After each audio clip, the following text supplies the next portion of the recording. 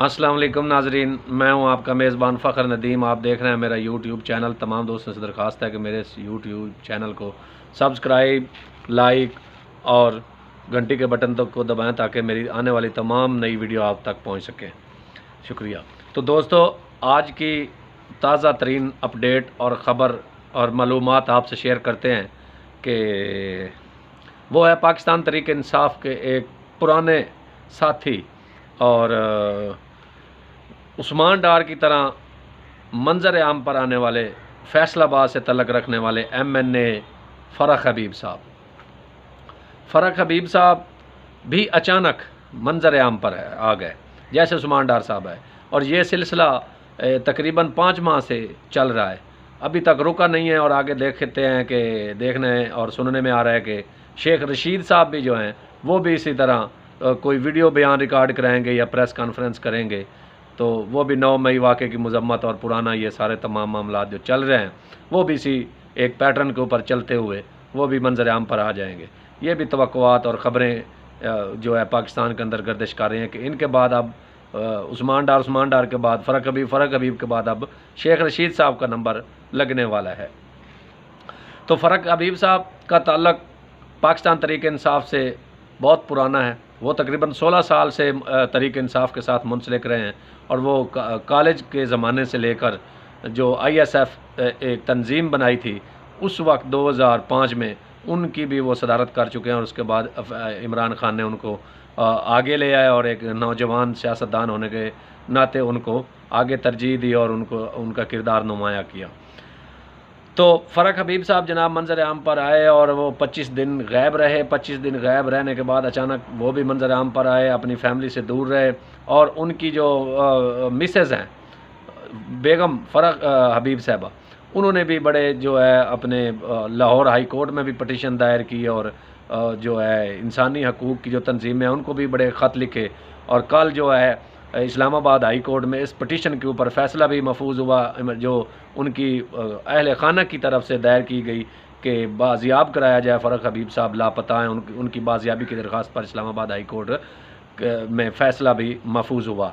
तो ये देखें, उधर इस्लामाबाद हाई कोर्ट ने फ़ैसला महफूज किया और उधर ही शाम को फ़ैसला सुनाने से पहले फ़रख हबीब साहब मंजर आम पर आ गए, और उन्होंने PTI से लातल की, और 9 मई वाक़े की मजम्मत जो एक मुसलसल 5 माह से एक ट्रेंड चल रहा है उसी के ऊपर वो रहे, और उन्होंने PTI तहरीक इंसाफ छोड़ी। और सिर्फ पहले तो उस्मान डार साहब चलो आए और उन्होंने इमरान खान के ऊपर इल्ज़ामात लगाए और वो साइड पे हो गए, उन्होंने सियासत नहीं की।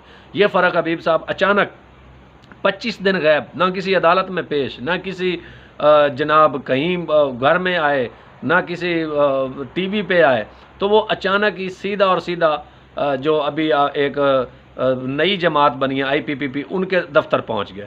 ठीक है, अब जो लाहौर पुलिस है ये तस्दीक कर चुकी है कि फ़रख हबीब साहब हमारे पास नहीं। इस्लामाबाद लाहौर हाई कोर्ट में उन्होंने ये बताया वाज़े कि वो हमारी ज़ेर हिरासत नहीं है। अगर वो उनकी ज़ेर हिरासत में नहीं थे तो वो कहाँ थे? वो जहाँ थे तो वहाँ से सीधे अदालत क्यों नहीं पहुँचे? वो अदालत पहुँचने की बजाय वो सीधा जनाब पहुँच गए IPP के दफ्तर में।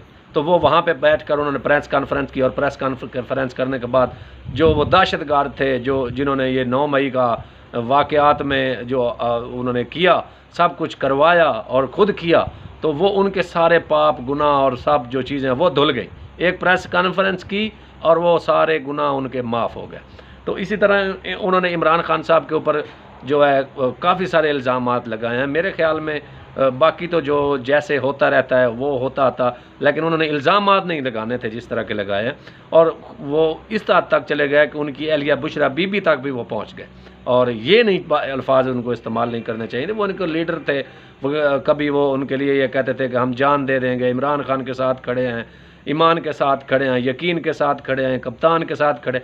अभी वो अचानक बदले और उन्होंने वो आगे तक चले गए, उनकी फैमिली, इमरान खान की फैमिली तक चले गए वो फ़रख हबीब साहब।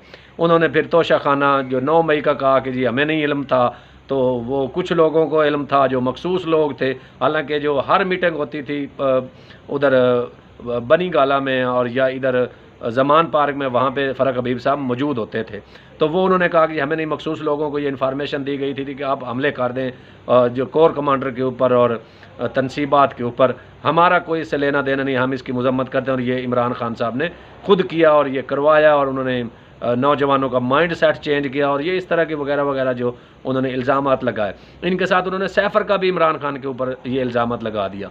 उसके ऊपर वो आगे बढ़ते बढ़ते वो उन्होंने अल कादर ट्रस्ट के वो करप्शन की, फिर उन्होंने ये किया बंद लिफाफे में उसको जनाब मंजूरी करवाई काबीना से। फिर उसके बाद वो आगे चलते आए। उसके बाद एक और इल्ज़ाम लगा दिया फ़रक हबीब साहब ने कि जी जो तोशा खाना है, तोशा खाना भी इमरान खान साहब ने घड़ियाँ चोरी की हैं, उन्होंने कोई पैसे नहीं दिए और 2 नंबर तरीके से रसीदा तोशा खाना में जमा कराई। तो ये भी एक इल्ज़ाम लगाया फ़रक हबीब साहब ने, और बढ़ चढ़ के उन्होंने इल्ज़ामात लगाए हैं। तो ठीक है, ये मामला तो मेरे ख्याल में चलते रहेंगे, लेकिन फ़रक हबीब साहब आपको ये ऐसा नहीं करना चाहिए था, आपको इल्ज़ामात नहीं लगाने चाहिए थे। आप इमरान खान पे लगाएं, आपकी मजबूरी होगी, कोई दबाव होगा, कोई प्रेशर होगा। जिस तरह से ये पाकिस्तान में ये 9 अप्रैल के बाद जो चल रहे हैं हालात, उसमें तो सब के ऊपर दबाव और सब के ऊपर प्रेशर है, लेकिन आपको इस तरह नहीं करना। उनके तकरीबन अहल खाना की तरफ आपको नहीं जाना चाहिए था।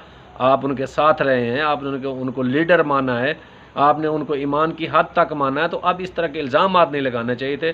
बल्कि आप सीधा आते, भाई मैं 9 मई वाक़े की मजम्मत करता हूँ और मैं जो तहरीक इंसाफ से मेरा कोई तल्लक नहीं और मैं सियासत छोड़ा हूँ। और आपने वही IPPB जिनके जहांगीर तरीन के ख़िलाफ़ आप बोलते रहे और अलीम ख़ान के ख़िलाफ़ आप बोलते रहे जब अदम एतमाद की तहरीक पंजाब में आई और दूसरा उधर कौमी असम्बली में आई, दोनों में आप इमरान खान को डिफेंड करते रहे हर बात के ऊपर। तो उसके बाद आपने फिर इल्ज़ामात की बुछाड़ करना शुरू कर दी। तो ये थे फ़रक हबीब साहब।